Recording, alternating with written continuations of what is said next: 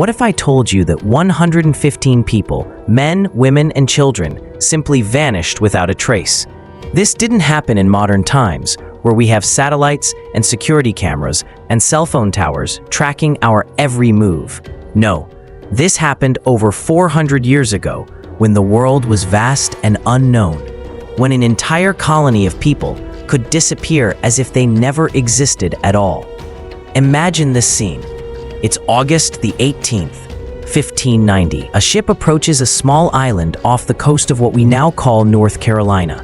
On that ship is John White, a man desperate to reunite with his family after being away for 3 agonizing years.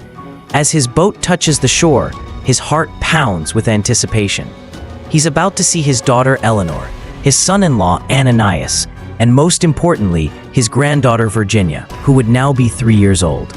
But as he walks up that sandy beach, calling out their names, only silence greets him. The houses are gone. The people are gone. Everyone is gone. All that remains is a single word carved deep into a wooden post: CROATOAN. This is the story of America's oldest unsolved mystery, the Lost Colony of Roanoke. A puzzle that has captivated historians, archaeologists, and amateur detectives for over 4 centuries. But here's the thing about old mysteries. Sometimes new science can unlock secrets that have been buried for hundreds of years. And after 437 years, we might finally know what happened to the lost colony. To understand this mystery, we need to travel back to 1584, to the glittering court of Queen Elizabeth I. England is rising as a naval power, but there's a problem. Spain dominates the New World, and their treasure ships are making them incredibly wealthy and powerful. Enter Sir Walter Raleigh, courtier, explorer, and one of Elizabeth's favorites. Raleigh has a vision: establish English colonies in North America to challenge Spanish dominance and create a base for privateers to raid Spanish treasure ships. But here's what makes Raleigh fascinating. He never actually set foot in North America himself. Instead, he became history's first venture capitalist, funding expeditions from London while others did the dangerous work of exploration. The first expedition in 1584 was just reconnaissance.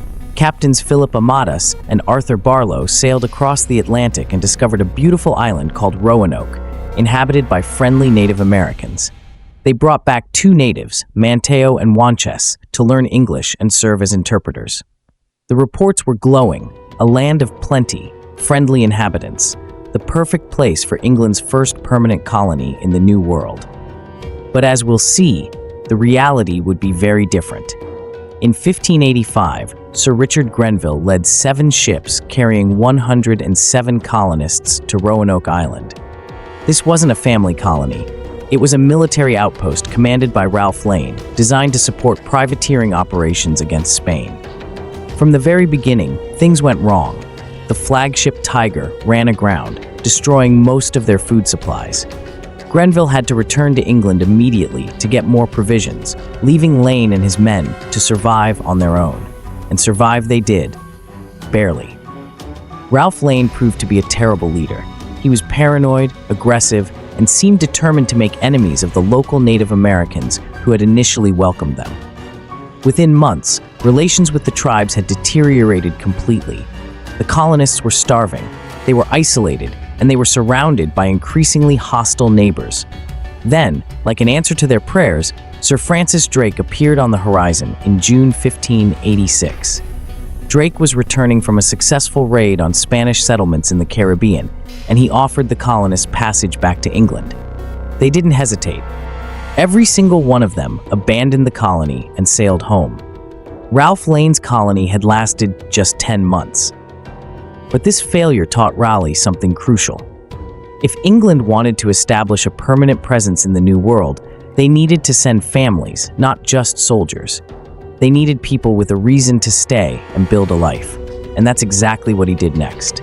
John White was different from Ralph Lane. Where Lane was a soldier, White was an artist. He had been on the 1585 expedition as the colony's mapper and illustrator, creating beautiful drawings of the landscape, the wildlife, and the Native Americans. More importantly, White understood that successful colonization required families, not just military outposts. So in 1587, White assembled a very different kind of expedition. 90 men, 17 women, and 11 children. Real families planning to build real lives in the New World. This wasn't just business for John White. His own daughter Eleanor was among the colonists, along with her husband Ananias Dare. They were young, hopeful, and ready to be pioneers in a new land. The plan was ambitious. Instead of returning to Roanoke Island, they would sail north to Chesapeake Bay and establish a city called Raleigh. But plans, as we know, rarely survive contact with reality. When their ship reached Roanoke Island in July 1587, something went wrong. The ship's pilot, Simon Fernandez, refused to take them any further. Whether this was due to dangerous weather, fear of Spanish ships, or simple mutiny, we'll never know. But the result was clear. The colonists were stranded on Roanoke Island, the same place where Ralph Lane's military colony had failed just a year earlier. But sometimes, even in the worst circumstances, beautiful things happen. On August the 18th, 1587, just a month after arriving, Eleanor Dare gave birth to a baby girl. They named her Virginia, after the Virgin Queen Elizabeth, and after Virginia itself. Virginia Dare became the first English child born in the Americas. 6 days later, she was baptized in a ceremony that must have filled the colonists with hope for their future. But Virginia Dare's birth also created an urgency that would change everything. The colony was short on supplies, and winter was coming. Someone had to return to England immediately to get help. That someone was John White, the colony's governor, and Virginia's grandfather.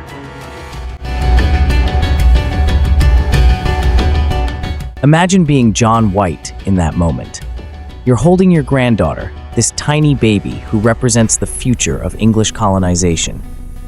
Your daughter Eleanor has just endured childbirth in a wilderness settlement with minimal medical care.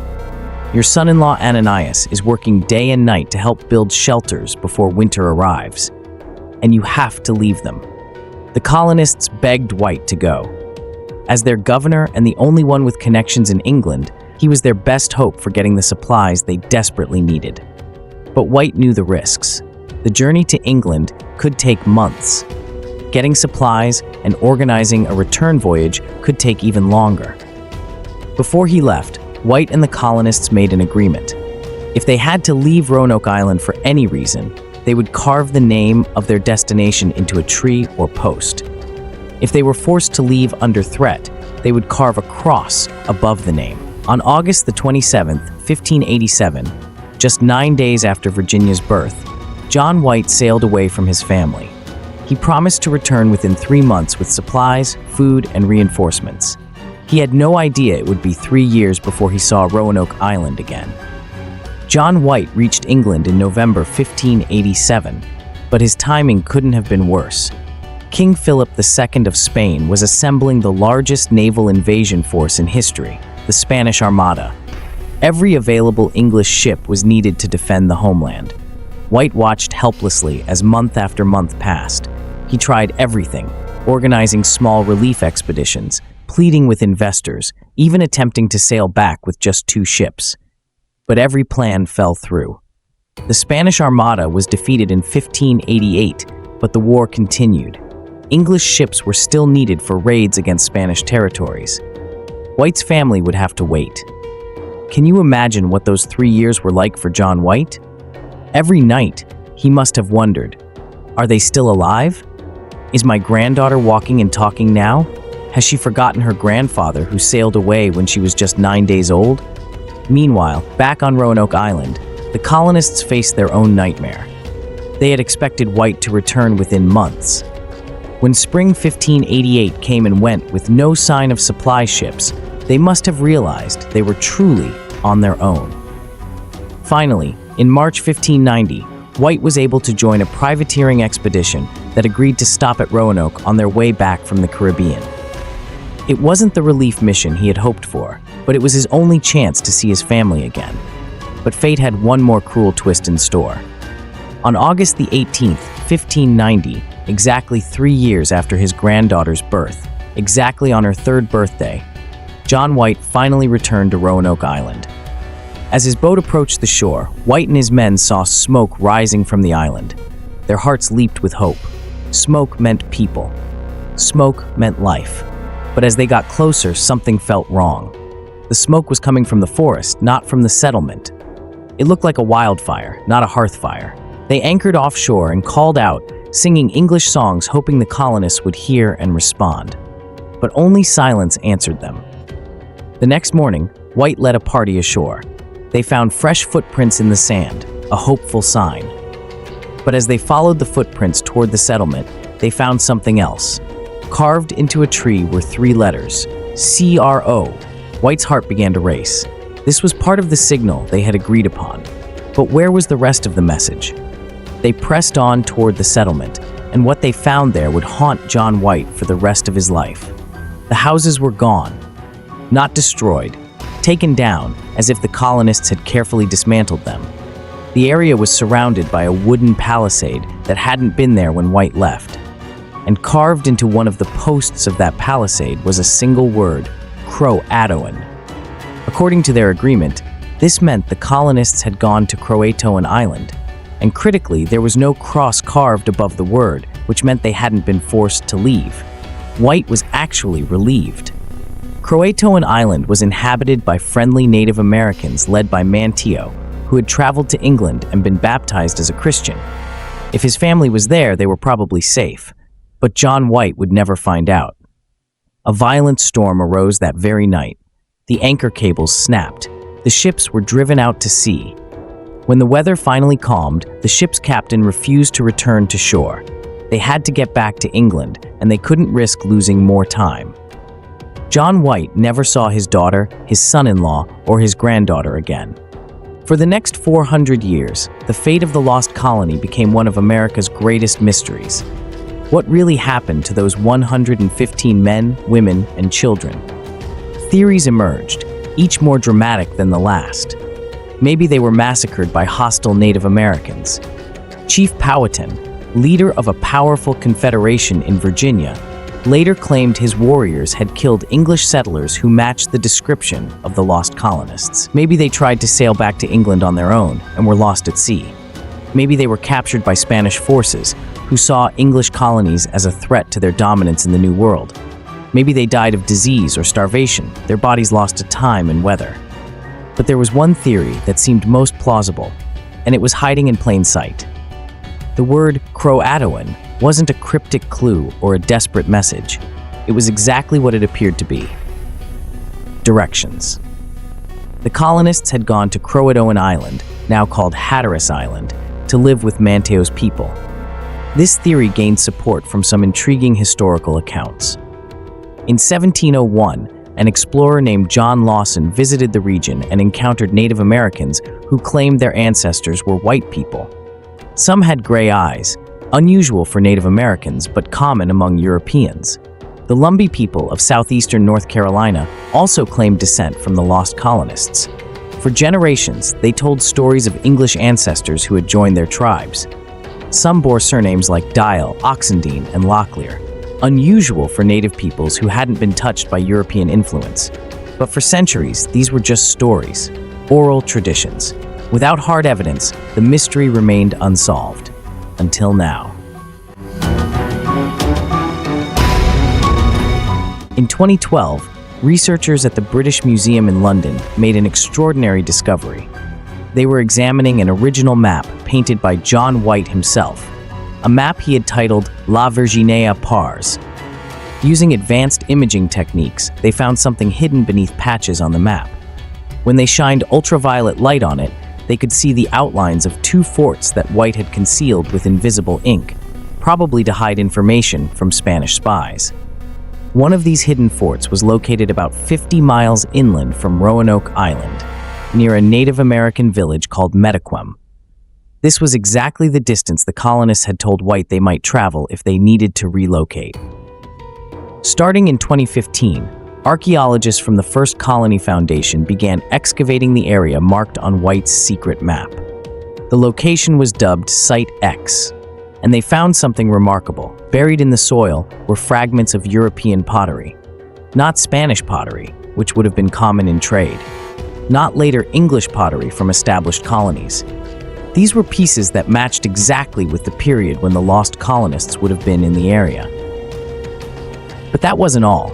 In 2019, excavations at a nearby location called Site Y yielded even more European artifacts, suggesting a sustained European presence in the area. The evidence was mounting that at least some of the colonists had indeed moved inland and lived near Native American communities. But the most dramatic discovery was yet to come. On Hatteras Island, the former CROATOAN island, archaeologists Mark Horton and Scott Dawson have been conducting excavations since 2009.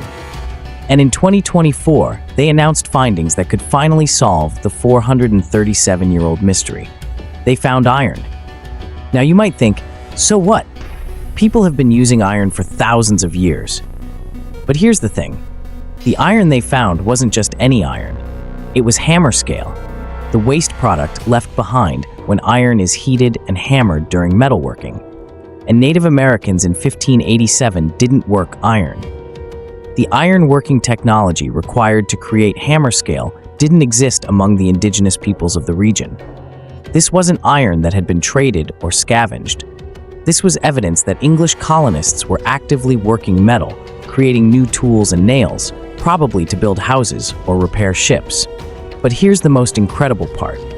The hammer scale was found buried beneath layers of Native American shell middens, garbage deposits that contained virtually no other European materials. Radiocarbon dating showed these layers dated to exactly the period when the lost colonists would have arrived. Even more remarkable, excavations revealed the foundations of houses.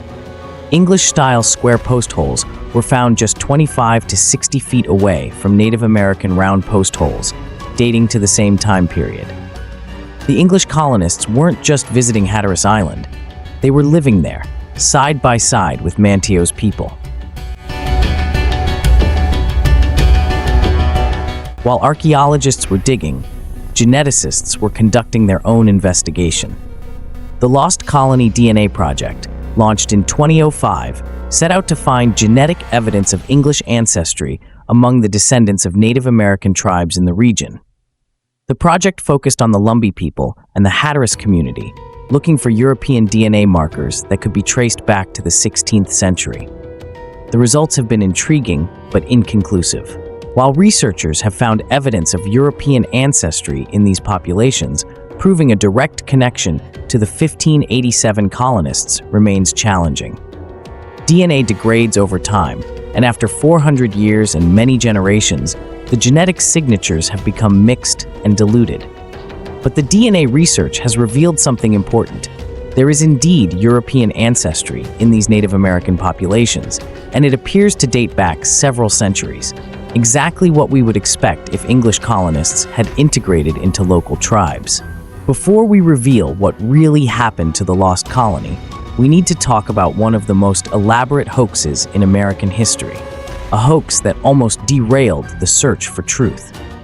In 1937, exactly 350 years after Virginia Dare's birth, a man named Lewis Hammond walked into Emory University in Atlanta carrying a 21-pound stone. He claimed he had found it near the Chowan River in North Carolina while hunting for hickory nuts. Carved into the stone was a message that appeared to be from Eleanor Dare to her father, describing the fate of the colonists. According to the inscription, the colonists had moved inland but suffered attacks from hostile tribes. Eleanor's husband Ananias and daughter Virginia were killed, along with most of the other colonists. The academic world was fascinated. Could this stone finally solve the mystery of the lost colony? But then more stones appeared. Lots more stones. Eventually, 48 stones were discovered, each telling part of an elaborate story of the colonists' journey inland and their eventual fate. By 1941, investigative journalists had exposed the truth. Most of the stones were forgeries created by a Georgia stonecutter named Bill Eberhard, who had been paid to create them by people seeking fame and fortune. The revelation was devastating to the academic community and created a lasting skepticism about any new claims regarding the lost colony. Interestingly, while 47 of the stones were proven to be hoaxes, the first stone, Hammond's original discovery, has never been definitively proven fake. Modern analysis shows it was made from a type of quartzite that would have been difficult to artificially age in the 1930s, and some linguistic experts believe the language patterns are consistent with 16th century English. But even if the first Dare stone is authentic, it tells only one person's story and doesn't necessarily represent the fate of all the colonists. While English colonists were struggling to survive on Roanoke Island, Spanish intelligence agents were watching from the shadows. Spain had been monitoring English colonization efforts since Ralph Lane's military outpost in 1585. They feared that the English were establishing a base for privateers who would raid Spanish treasure ships traveling up the coast.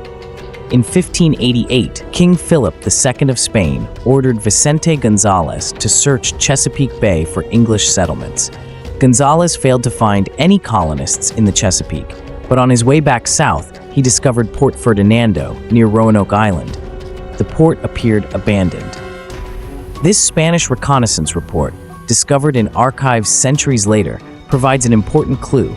By 1588, just 1 year after White's departure, there was no obvious English presence at Roanoke Island. This suggests the colonists relocated very quickly after White left. The Spanish intelligence reports also reveal something else.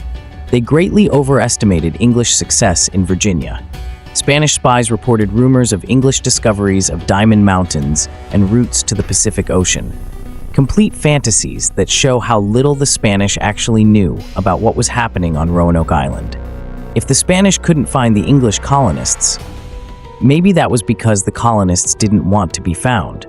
After 437 years of mystery and decades of modern research, a clear picture is finally emerging of what happened to the lost colony of Roanoke.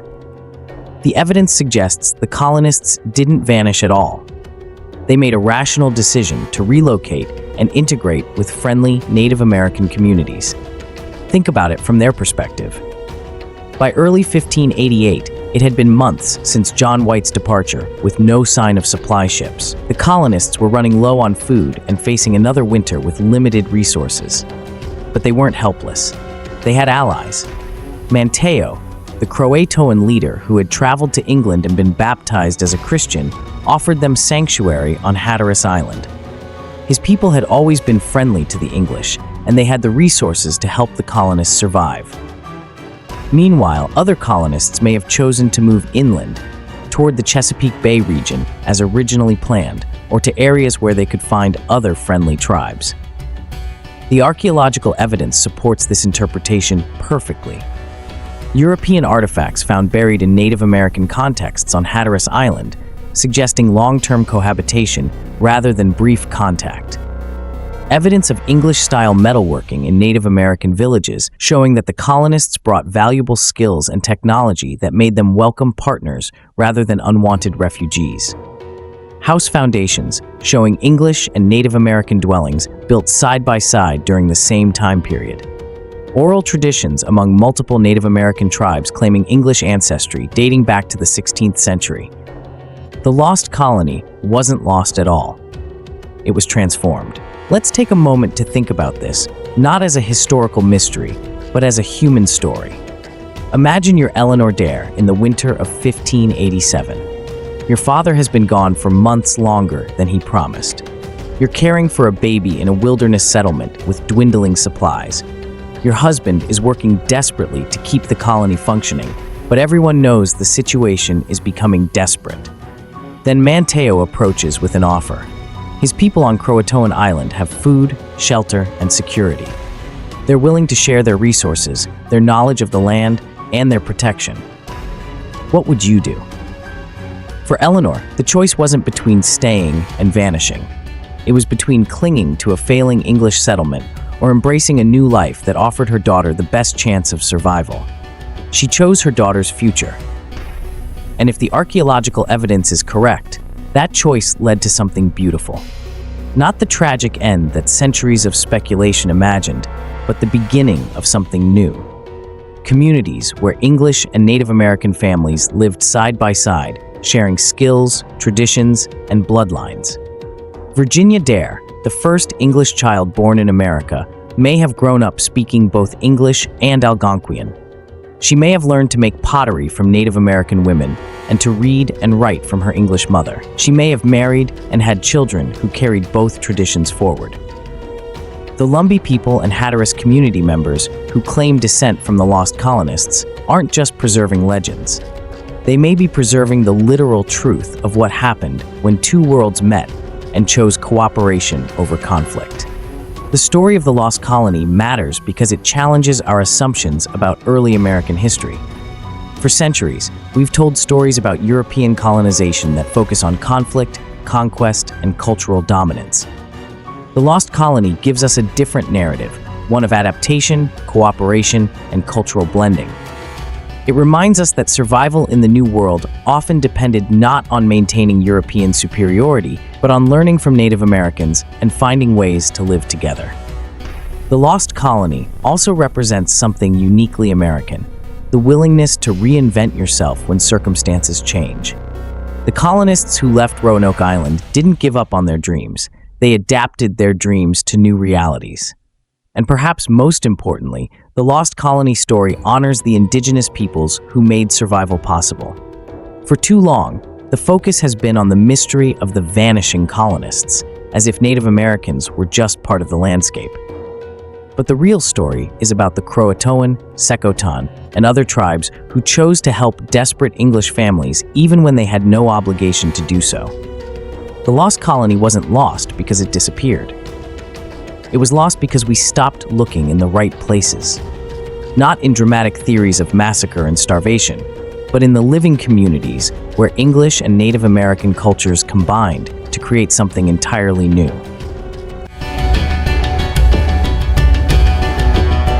Today, researchers continue to uncover new evidence about the fate of the Lost Colony. DNA analysis is becoming more sophisticated. Archaeological techniques are revealing previously hidden artifacts, and new historical documents continue to emerge from archives around the world. But we may already have enough evidence to solve the mystery. The word CROATOAN carved into that post wasn't a cryptic message or a desperate plea for help. It was exactly what it appeared to be, a forwarding address. The colonists who left Roanoke Island in 1587 or 1588 weren't fleeing in panic. They were making a calculated decision to relocate to places where they could survive and thrive. Some went to Hatteras Island to live with Manteo's people. Others moved inland to areas near the Chowan River. Still others may have traveled north toward the Chesapeake Bay as originally planned.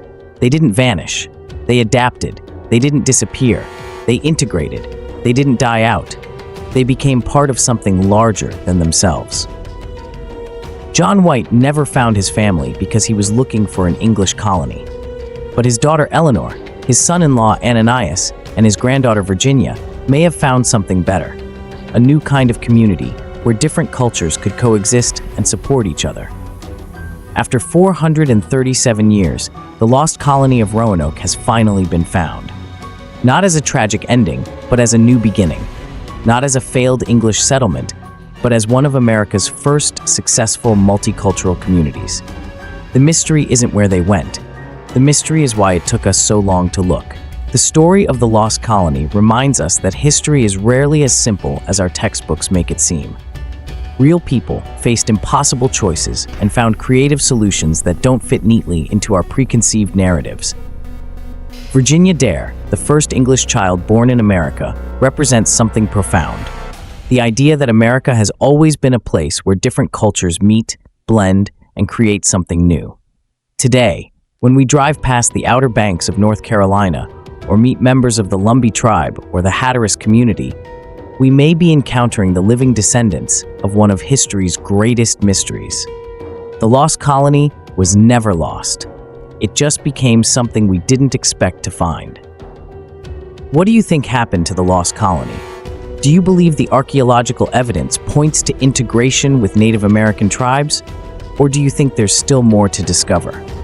Let me know in the comments below. And if you enjoyed this deep dive into one of America's greatest mysteries, make sure to subscribe for more historical investigations that challenge everything you thought you knew about the past.